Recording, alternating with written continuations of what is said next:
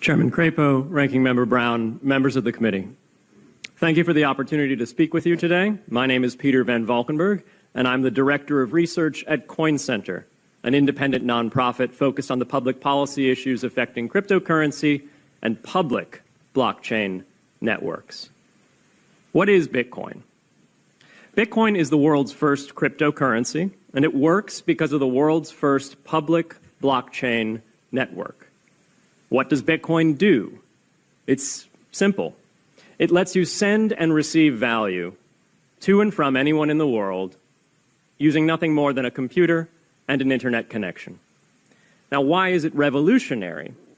Because unlike every other tool for sending money over the internet, it works without the need to trust a middleman.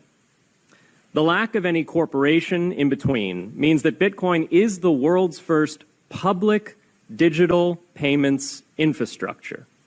And by public, I simply mean available to all and not owned by any single entity. Now, we have public infrastructure for information, for websites, for email. It's called the internet. But the only public payments infrastructure that we have is cash, as in paper money. And it only works in face-to-face transactions. Before Bitcoin, if you wanted to pay someone remotely over the phone or the internet, then you could not use public infrastructure. You would rely on a private bank to open their books and add a ledger entry that debits you and credits the person you're paying. And if you both don't use the same bank, well, then there'll be multiple banks and multiple ledger entries in between. With Bitcoin, the ledger is the public blockchain, and anyone can add an entry to that ledger, transferring their Bitcoins to someone else. And anyone, regardless of their nationality, race, religion, gender, sex, or creditworthiness, can for absolutely no cost create a Bitcoin address in order to receive payments digitally. Bitcoin is the world's first globally accessible public money. Is it perfect? No. Neither was email when it was invented in 1972. Bitcoin's not the best money on every margin. It's not yet accepted everywhere. It's not used often to quote prices, and it's not always a stable store of value. But it is working, and the mere fact that it works without trusted intermediaries is amazing. It's a computer science breakthrough, and it will be as significant for freedom, prosperity, and human flourishing as the birth of the internet. And Bitcoin is just the beginning. If we can replace private payments infrastructure, then we can replace other private choke points to human interaction as well. Now, why should we want to build more public infrastructure? Why should we embrace blockchains over corporate intermediaries? Why should we tolerate their inefficiencies and work to make them better? Why should we want the pioneers of this technology here in the United States and not fleeing overseas? A simple reason. Because the corporate intermediaries providing today's critical but privately owned infrastructure are becoming fewer, larger, and more powerful, and their failures are increasingly grave. So roughly half of all Americans, 143 million people, had their Social Security numbers exposed to hackers because of a breach at Equifax. The SWIFT network has relayed hundreds of millions of dollars in fraudulent transactions because of hacked member banks in Bangladesh, Vietnam, Ecuador, and Russia.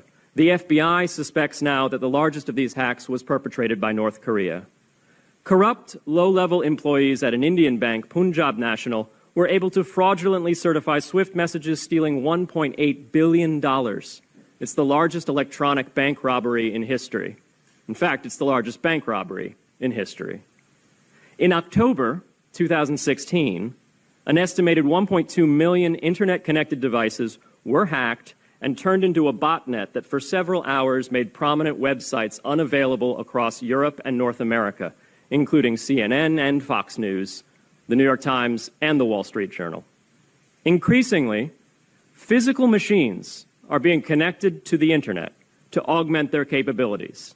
They're wired through servers that are owned and maintained by private and trusted intermediaries, the so-called Internet of Things. Pacemakers from St. Jude's Hospital have been hacked. Baby monitors from TrendNet have been hacked. And Jeeps from Jeep have been hacked to the point where they can be remotely commandeered and driven off the road.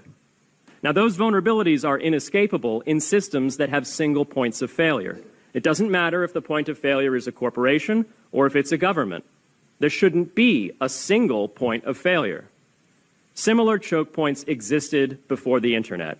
If you wanted to deliver a message, you'd have to go through one of 3 television broadcasters or a handful of newspapers.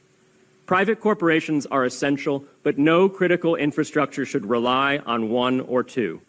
The internet removed single points of failure in communications infrastructure and ushered in a wave of competition among new media corporations building on top of its public rails.